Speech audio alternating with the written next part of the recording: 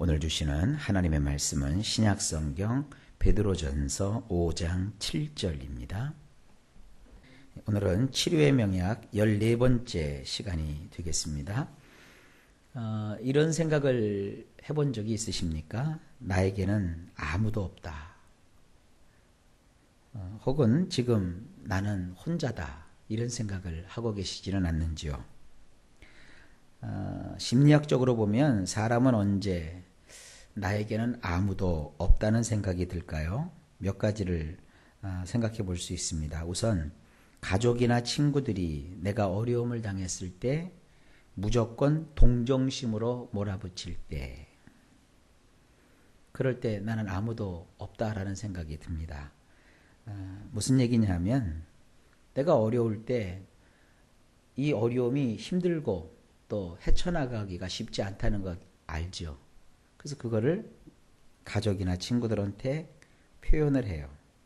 그러면 내 심정을 헤아리거나 내 얘기를 들어줄 생각은 안 하고 그들이 나를 그냥 무조건 동정심으로만 보는 거예요. 그러면 답답해지죠.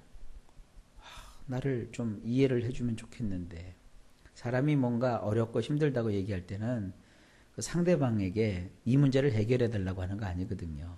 내가 힘들고 어려우니까 내 이 얘기를 좀 들어주고 또 기도해 달라고 하는 건데, 상대방은 아이고 얼마나 힘드냐, 좀 이렇게 진심으로 해야 되는데 그냥 쯧쯧쯧쯧 거리기만 하고 내 마음은 몰라줄 때 나는 혼자다 하는 걸 느끼게 됩니다.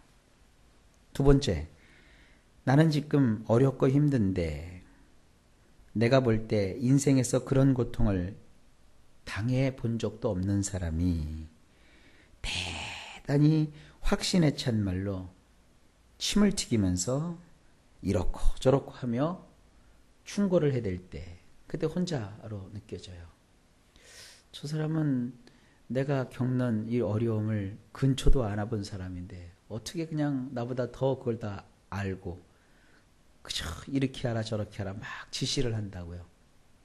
나는 지금 대화가 필요하고 내 마음을 알아줄 사람이 필요한데 그건 아랑곳하지 않고 내 선생이 되어서 이렇게 하라 저렇게 하라 막 자기 마음대로 한다고요. 사람마다 자기의 인생에 계획이 있고 그리고 자기 나름대로의 어떤 꿈과 소망이 있고 또 나름대로의 해결점을 찾아보려고 애쓰는데 그런 건 하나 상관하지 않고 그저 그냥 상대방이 자기의 의견과 자기의 생각으로 함부로 이래라 저래라 얘기를 해요. 그리고 그 얘기도 결국에 가서 보면 책임질 일도 아니에요. 그러니까 더 힘들고 더 어려워지는 거죠. 이 장기를 둬도요, 장기 두는 당사자들이 장기를 두는 거지 그 옆에서 훈수 두는 사람들은요 이래라 저래라 그래요. 그럼 자기들이 두지. 훈수 두는 사람이 장기를 두면 그 사람은 절대 이기질 못합니다. 그럴 때 인생은 참 나는 혼자다 하는 생각을 가지게 돼요.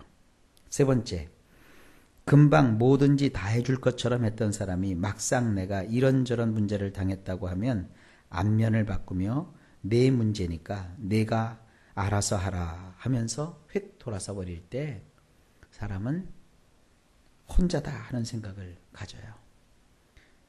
서로 그 사람이 내 얘기를 들어주고 또 긍정해주고 여러 가지 함께 기도해보자고 했다 할지라도 막상 그 사람한테 구체적인 어떤 도움을 구하면 그건 네 문제니까 네가 알아서 해.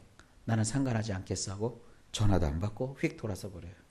그러면 얼마나 사람이 마음속에 혼자다라는 생각을 들고 그 다음에 외롭고 고독해지고 결국에 가서는 깊은 우울에 빠지게 됩니다. 자, 이 정도만 예를 들어보겠습니다. 구약시대에 그야말로 모든 사람들로부터 잊혀져 있던 사람들이 있었어요. 그 사람들을 대표해서 고아와 과부라고 표현하고 있습니다. 고아는 누굽니까? 부모가 없는 아이입니다. 과부는 누굽니까? 남편이 없는 여인입니다. 이 고아와 과부의 정황을 살펴보면 이렇습니다.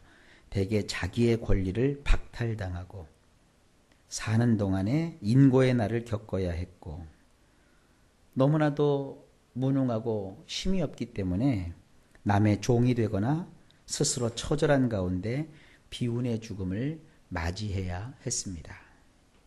그들을 돌봐줄 사회 보장제도도 없었고 국가나 정부의 정책도 없고 그들의 궁핍을 덜어줄 그 어떤 단체나 기관도 그 당시에는 없었습니다. 그런데 성경을 보니까 하나님께서 이제 직접 나서십니다. 시편 68편 5절로 6절 말씀에 보면 이렇게 기록하고 있습니다. 그의 거룩한 처소에 계신 하나님은 고아의 아버지시며 과부의 재판장이시라. 하나님이 고독한 자들은 가족과 함께 살게 하시며 갇힌 자들은 이끌어내사 형통하게 하시느니라. 아무도 사회에서 소외된 자를 돌보지 않은 때에 하나님께서는 내가 그들을 돌본다 라고 말씀하십니다. 오늘도 마찬가지입니다.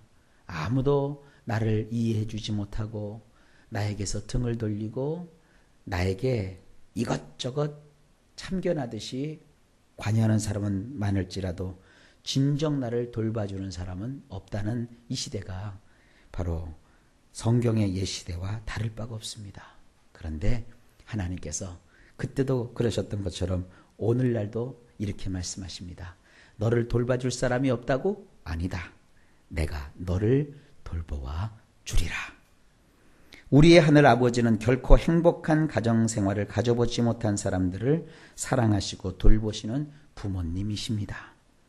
하나님은 고독한 자에게 따뜻한 온정이 넘치는 가정을 가지게 해주시는 분이십니다.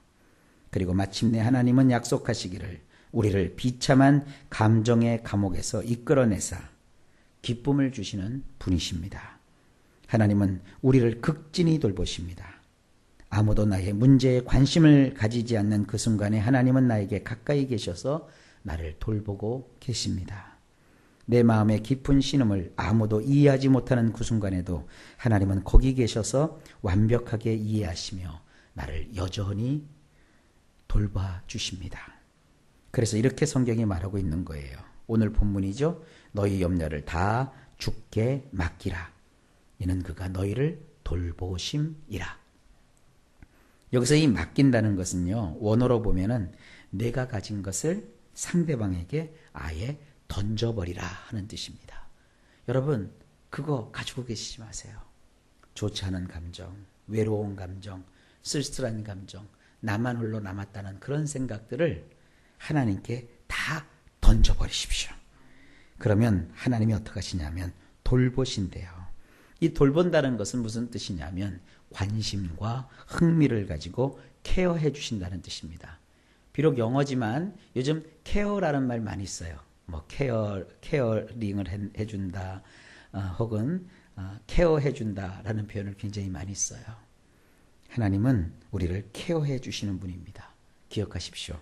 아무도 없더라도 하나님은 나를 돌보십니다. 하나님은 또한 다른 그리스도인들의 관심과 지혜를 통해서도 나를 돌보십니다. 그래서 하나님이 우리를 돌보실 때 전혀 생각하지 않았던 사람, 전혀 예상치 못했던 그런 일들을 통해서 마련해 주시고 또 도와주시고 감당할 수 있게 해주시고 위로받게 해주시는 거예요. 나는 여기에서 위로를 받으려고 생각을 했는데 어느 날 보니까 전혀 생각하지 않았던 저기에서부터 하나님이 그 사람을 통해서 그 일을 통해서 나를 위로해 주세요. 여러분 믿으십시오. 하나님께 맡기면 하나님이 우리를 돌보십니다. 나는 혼자가 아니다. 하나님이 우리를 돌봐주신다.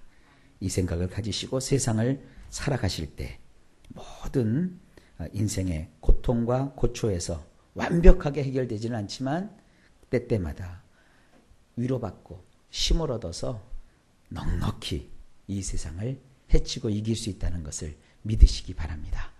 하나님은 우리를 돌봐주십니다. 기도합니다. 하나님 아버지, 세상에서 나 혼자라는 생각이 들 때 그것은 어디까지나 나의 판단이고 나의 생각임을 깊이 알게 하옵소서.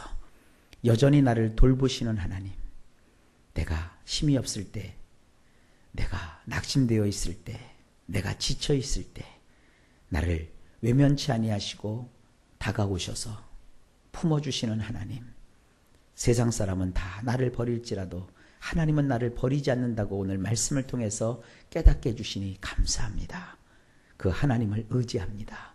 주님, 이 말씀대로 우리 모두에게 함께해 주옵시고 돌보시옵소서.